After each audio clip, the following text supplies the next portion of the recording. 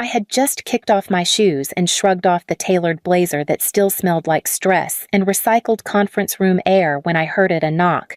Not hesitant, not timid, firm, measured, like someone who had every right to be here. I paused halfway through, unzipping my laptop bag, heart tightening as I stepped toward the door. My building had a security system. No one just showed up. But when I looked through the peephole, the air in my lungs froze. It was Joelle. Behind her arms crossed like a sentry stood Vernon. My mother looked older, but in that carefully preserved way, lipstick too bright for midday earrings too big for the occasion. Vernon hadn't changed much. Same rigid posture, same expression that made it seem like warmth had been surgically removed from his face. I opened the door but didn't move aside. Marin Joelle said, her voice breezy like we'd just talked last week. "Can we come in?" "We need to talk." Before I could answer, Vernon stepped forward and crossed the threshold without waiting. Joelle followed with a brief, awkward smile. I closed the door behind them slower than necessary. I didn't offer them the couch. I didn't ask how they'd been. I stood still, watching, feeling the pressure in my chest rising like steam trapped in a sealed pot. Vernon got to the point. Of course he did. "We heard about your new role, Director of Strategic Systems, right big deal. Sounds like you're doing well." I nodded once, carefully, neutral. He continued, "Cleo and Asa are starting college this fall. Expenses are stacking up. We figured with how well you're doing, you might be in a position to help." It didn't hit all at once. First came disbelief, then something sharper, recognition.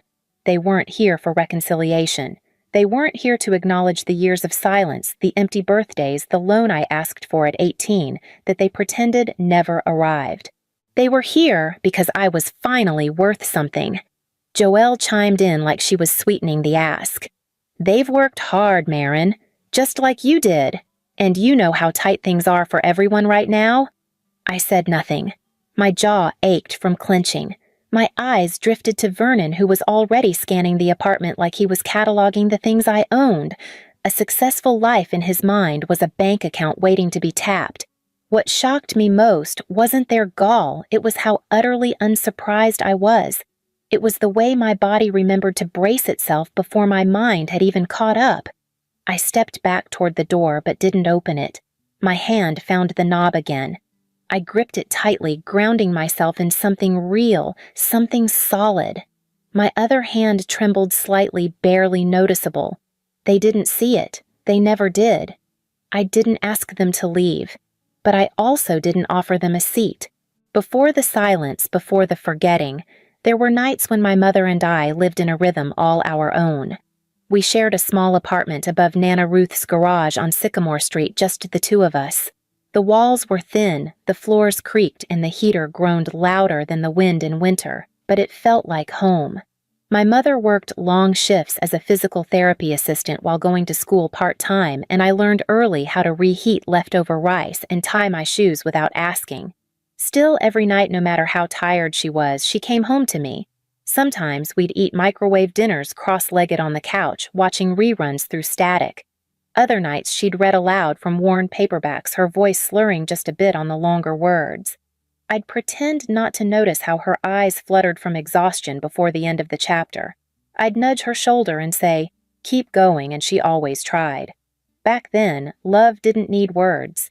It was a warm towel after a bath, a forehead kiss between bites, her hand reaching behind her without looking just to make sure I was still there. When Vernon entered the picture, it didn't feel like a disruption, not at first. He was soft-spoken and polite, brought flowers from the grocery store, and smiled with his mouth more than his eyes. I was 9 when they met, 11 when they married. He moved into our little space above the garage for a few months before they got a mortgage, and we left Nana Ruth's warmth behind. At first, I was curious. He didn't talk to me much, but he didn't yell either. He existed beside me like furniture solid present easy to ignore. But slowly the tone in our home shifted. The apartment got quieter in strange ways. Dinner became something we did quickly and without conversation. No more sitting on the couch. No more books read aloud. The routines we'd built were replaced by new ones that didn't include me. He'd talk about work politics, something he saw on TV, and Joelle Mom would nod, laugh, ask follow-up questions. When I tried to chime in, my words floated out unanswered, like they'd been absorbed into the walls.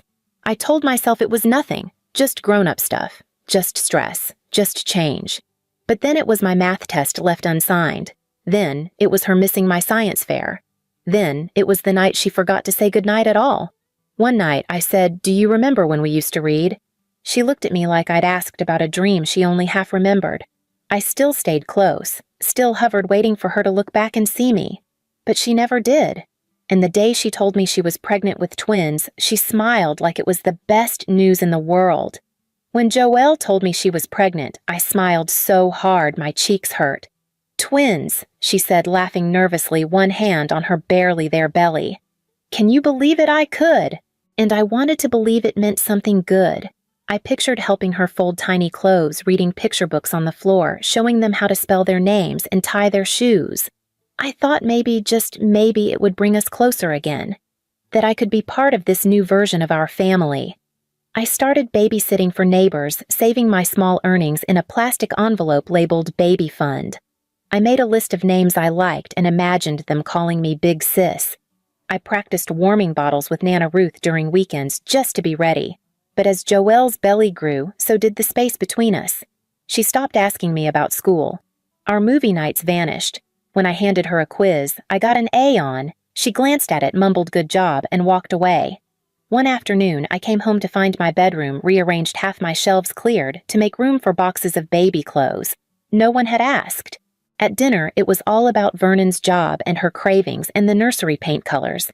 I became part of the furniture again, only now I knew it. I sat smaller, spoke less, waited longer to be noticed. When my 13th birthday came around, I waited all day. No cake, no card, no mention. Just a regular Wednesday with dishes to rinse and homework to finish. I told myself maybe she was planning a surprise. That night I climbed into bed and stared at the ceiling, hands folded tight to keep from shaking. The tears came anyway, quiet ones, the kind you learn to cry when you don't want anyone to hear. She remembered the next morning. Nana Ruth had called to remind her. Joelle gave me a card from the dollar store with an apologetic kiss on the head. "Sorry, honey. I've just been so tired." I nodded. Said it was fine. After that, I stopped expecting things. Vernon started correcting me more. "Don't talk with your mouth full. You're too old for that tone. Why aren't you helping more?" But he never asked how I was. Never noticed when I shrank further into myself. Joelle was always somewhere else, even when she was in the room. And when the twins were born, the shift was complete. There were feedings and diapers and milestones. There were photo frames that only held their faces. There were cooing visitors and baby showers and endless bottles lined up on the counter. There was no space left for me. And it hit me one night watching Joelle rock one of the babies to sleep, humming softly, her face lit up in a way I hadn't seen in years. She hadn't just become a mother again. She had become a new one. It happened on a Thursday. Dinner was baked chicken and instant mashed potatoes, the kind Joelle made when she was too tired to pretend. The twins were fussy. Vernon was irritable, and I was trying to stay invisible, clearing plates before anyone asked, scraping food into the trash, quietly stacking dishes without clatter. I thought I'd done everything right. After the twins were down, Joelle called me into the living room. Vernon sat on the edge of the couch, his hands folded like he was about to deliver a sermon. Joelle didn't sit. She stood behind him, arms crossed over her chest, eyes fixed on a spot somewhere near the carpet. Marin Vernon began not unkind but detached, like he was talking to a tenant instead of a child. "Things are tight. The babies need more room, more time, more of Joelle's attention. We've been trying to make it all work, but it's getting harder." I stood in the doorway, still holding a dish towel, my fingers clenched around the damp fabric. He continued, "We think it's best if you stay with your grandmother for a while, just until things settle down." Joelle still hadn't looked at me. The towel in my hand was soaked now, dripping onto the hardwood. I couldn't feel my legs. "Just until I get on my feet," I asked, though I wasn't sure who I was asking. Vernon gave a tight nod. Joelle just nodded. No protest, no hesitation. That was the worst part. I went to my room and packed slowly, like if I moved gently enough, none of it would be real. A few shirts, my school books, a framed photo of me and Nana Ruth at the county fair, both of us laughing sticky with cotton candy. I left the rest posters, the notebook under my mattress, the paper star I'd made for Joelle one Christmas and found weeks later shoved in a drawer. The hallway felt longer than usual when I stepped out. Vernon said nothing. Joelle stood near the doorway but didn't hug me, didn't ask if I had enough socks or if I wanted her to walk me there. She opened the door and let the cold air spill in. I walked the few blocks to Nana Ruth's with my backpack pulling on one shoulder and the night pressing down on the other. I didn't cry. Not yet. She opened the door before I even knocked. I must have been visible from the window, a small figure in a too-light jacket. "Oh, baby," she whispered, pulling me in, wrapping her arms around me like she could stitch something broken back together just by holding it tight enough. She didn't ask what happened. She didn't have to. Behind her, my Aunt Simone stood in the hallway with a blanket in her arms and a look that said she'd known this was coming all along. The first thing I learned living with Nana Ruth was that love could be quiet and consistent. The second thing I learned was that love didn't pay for school supplies or bus fare. They gave me everything they could, a spare room with mismatched furniture, warm meals, space to breathe, but they were retired living on fixed incomes, and I could see the way Nana's hands trembled whenever the mail brought bills. So I got a job at the Sunrise Diner a few blocks from school. Weekends, evenings, school breaks, whenever I wasn't in class, I was in an apron, refilling coffee, clearing sticky syrup off laminated menus, counting crumpled dollar bills at the end of the shift, and walking home with my feet aching through thin sneakers. I didn't complain. I didn't tell anyone. Not my teachers. Not the other kids. I smiled when I had to raise my hand when I could, and kept my grades steady because I knew that was the only way out. Simone used to leave little notes in my lunchbox. "Keep climbing or I see you." Sometimes I kept them in my pocket through a shift like armor. Senior year came faster than I expected. I applied to 5 colleges, half of them on a whim, just to see if someone out there might see something in me. When the first acceptance letter came, I opened it in the back room of the diner on my break. I didn't scream. I didn't even smile at first. I just stared at the words until they made sense. "We are pleased to offer you admission." Then came the math. Even with a partial scholarship and a Pell Grant, it wasn't enough. I needed a federal loan, which meant I needed a co-signer. I sat at Nana's kitchen table drafting the message to Joelle, wrote it, deleted it, wrote it again. Finally, I hit send. "Hi, Mom. I got into a few schools. I'm working on financial aid, but I need a co-signer for a loan." "Would you be willing?" she replied the next morning. "Sorry, we're saving for Cleo and Asa. Hope you understand." That was it. No congratulations, no questions. Just a flat rejection like she was turning down a telemarketing offer. I stared at the screen until the words stopped hurting. When I told Simone, she didn't flinch. She just nodded like she'd expected it. "Okay," she said. "Then I'll do it." I blinked. "You don't have to. I know I don't," she said. "But I'm going to." She signed the papers the next day, no questions asked, no guilt attached. Just a signature that said, "I believe in you." And that was enough to carry me through the next 4 years. College wasn't glamorous. It wasn't late-night parties or campus clubs or dorm rooms strung with fairy lights. For me, it was instant noodles, discount coffee, and the hum of a second-hand laptop as I taught myself how to build websites from YouTube videos and free tutorials. During the day, I sat through lectures and took meticulous notes. At night, I worked remotely for a small florist chain, fixing broken code and managing their online orders. I learned to live on 3 hours of sleep and carry eye drops in my bag. Some days I thought I might disappear entirely from exhaustion, but then I'd open my inbox and see a message from Simone. Just a heart, just a sunflower, just something that reminded me I wasn't doing this alone. I never posted about it, didn't talk about it with anyone but her. I didn't want congratulations. I wanted stability, a life I could build with my own hands, brick by silent brick.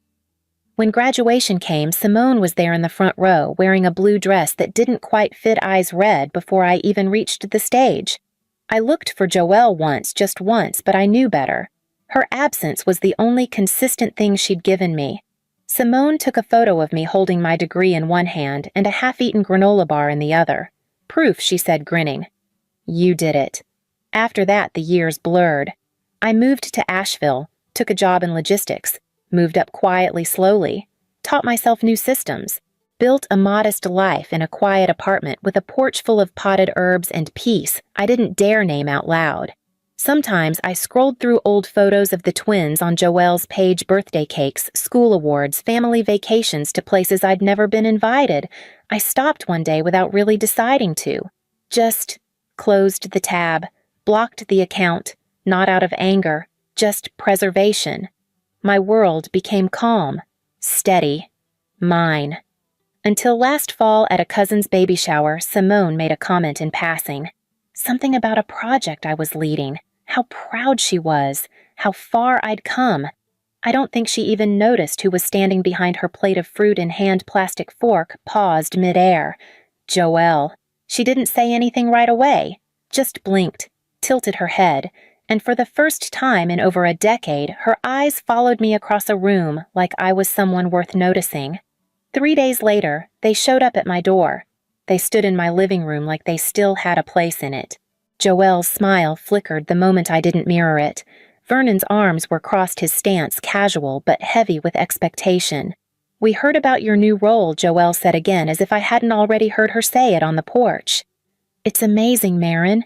You've come so far. I said nothing, let her fill the silence. Vernon jumped in. The twins are both starting school this fall, good schools. But tuition's a stretch, and we figured, you're in a good position now. You could help? Help. Like it was an obligation. Like I owed them something for surviving without them. Joelle's tone softened syrupy. We know it's a big ask. But you're doing well, and it's what families do, support each other when they can. I looked at her, then really looked. And I saw the years that had passed, not just on her face, but in the gap between who she once was and who she chose to become. You weren't there when I needed you, I said, voice steady. You didn't sign the loan. You didn't show up to graduation. You didn't call, not once. Joelle's jaw tightened. You're being dramatic. No, I said. I'm being clear. I made it without you. And now you want to act like we're still a family? Vernon scoffed. You don't have kids? You're not married? What else are you spending money on? I turned to him. Peace. Therapy. Rent I earned without guilt attached. Joelle's eyes sharpened. This is selfish. I breathed in slowly, letting it settle in my chest before I answered. No, I said. This is healed. The room felt still, not tense, just finished. I walked to the door, opened it, and held it without saying a word. They stood frozen for a beat, then Joelle stepped forward, brushing past me. Vernon followed, mumbling something I didn't catch. I didn't slam the door, just closed it firmly. And then I stood there, hand on the knob, steady in a way I never knew I could be. The next morning, I sat at my kitchen table with my laptop open and a blank email draft waiting. No rage, no essays, just one final boundary written in words that didn't tremble. Joelle, I wish you and your family well, but I am not in a position emotionally or otherwise to support your request. Please do not contact me again. Marin, I read it once, then again, then pressed send without hesitation. There were no posts, no rants, no cryptic quotes online, just stillness, a silence that belonged to me this time. That afternoon, I logged into the donation portal for my old community college. Under purpose, I typed scholarship fund for first-generation students without a cosigner. I listed it in Ruth Ellery's name. She'd never used a computer in her life, but I think she'd have liked that. The confirmation pinged in my inbox, and I let myself exhale. A long, quiet breath I hadn't known I was holding since I was 15. Later, I stepped onto the porch and crouched beside the lavender plant Simone had given me when I moved here. The soil was dry, the stems leaning slightly toward the sun. I watered it gently, watching the earth darken and settle. Nothing about my life had come easy, but some things had finally learned to bloom, and this time I wasn't waiting for anyone else to notice.